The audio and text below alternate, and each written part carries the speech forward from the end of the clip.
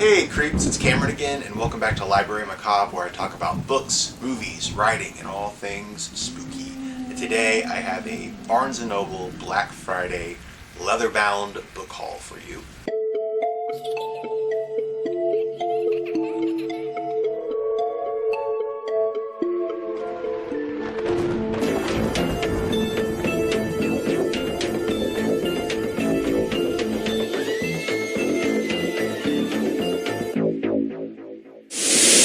So as I'm sure you already know, Barnes & Noble does a big sale in their store every Black Friday where they'll have signed limited editions on sale, they'll have discounts off of their books and their magazines, and they always have a sale going on their leather-bound Barnes & Noble collectible editions. Every year in the past, Barnes & Noble has had 50% off all of their leather-bound books, and I've always taken advantage of this sale because it's a great deal.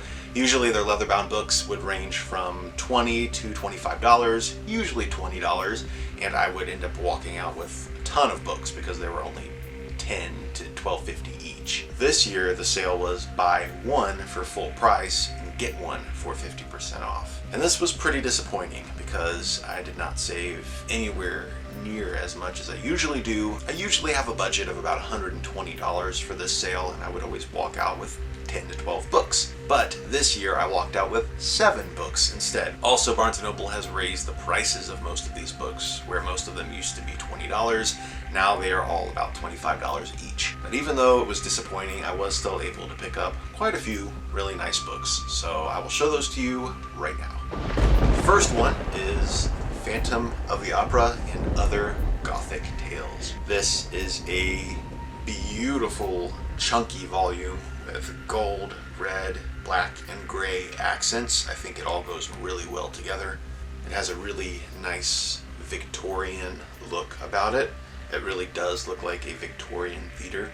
Now, these Barnes & Noble leather-bound classics, I think they're actually called Barnes & Noble collectible editions now because they publish a lot more than just the classics. They're not genuine leather. These are actually bonded leather. They have a little bit more of a shiny, plasticky look to them, but they're still really nice books. I always get all kinds of comments on these Barnes & Noble videos of people telling me, Cameron, those aren't real leather-bound books. Those aren't genuine leather. I know, it's okay. It's totally fine. I'm okay with it. Seriously, I hope I never ever have an aneurysm over a bonded leather book. If I ever do, I will welcome the aneurysm gladly. But yeah, anyway, there is Phantom of the Opera and Other Gothic Tales. My only nitpick about this book, even though it is beautiful, is that Phantom of the Opera is the last story included in here. I don't know why. Moving on, we have a very shiny book, so hopefully it doesn't blind you. This is The Bell Jar and the Collected Poems by Sylvia Plath. As you can see with the cover, very shiny, beautiful spine, and the back of the book is very simplistic, but it's beautiful. Gets the job done. As do the end papers. The end papers are so pretty. The Bell Jar by Sylvia Plath is a book that I have heard about over the past several years. It's a modern classic, but it was never really on my to-be-read list until earlier this year when I got a package from the Nightworms. They had a book of poetry that was an ode to Sylvia Plath's The Bell Jar. And ever since I got that book, I've been curious about picking up the original. So here we have it. Right here, I'm going to give it a read, hopefully sometime in the next few months. Next up, we have Death on the Nile, and this also includes 2 other mysteries by Agatha Christie.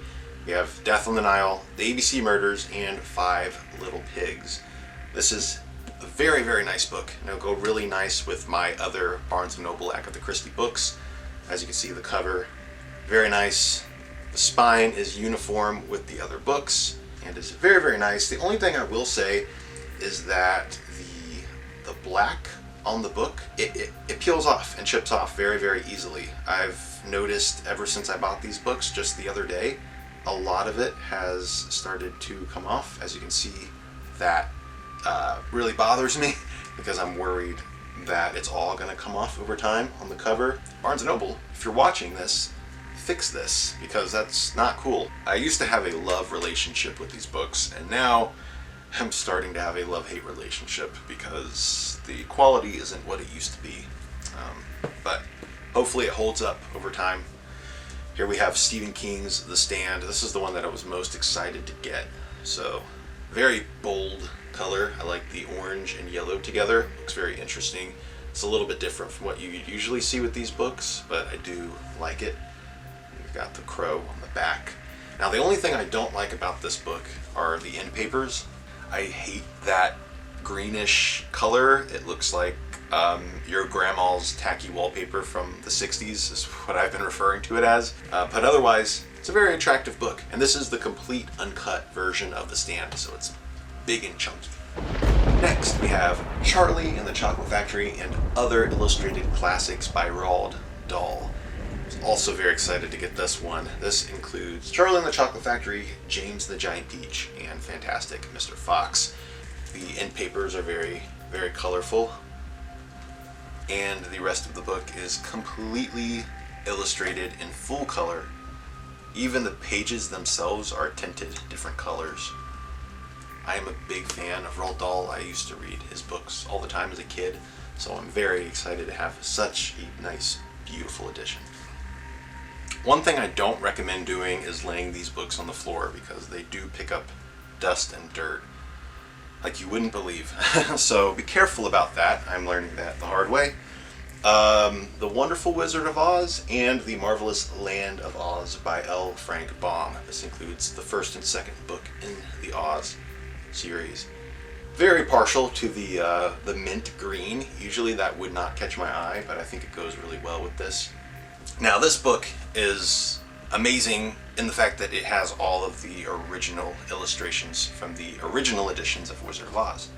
There's even a beautiful map in the front of the book, and the rest of it is completely illustrated in full color, and I just love these vintage illustrations. It is absolutely gorgeous. I hope that they continue to publish the rest of the series in these exact same editions. I'd love to see a complete set of all of these books that match. That would be amazing. So there is The Wonderful Wizard of Oz and The Marvelous Land of Oz. And there you have it. Usually I would have several more, but because the sale wasn't quite as deep as their previous sales, I wasn't able to get as much. So that's what I got. I'm gonna have to wait until next year to get even more. I hope you guys enjoyed this video. Let me know what books you picked up during the sale down below in the comment section. Thank you all so much for watching, and I'll see you in the next one. Later, creeps.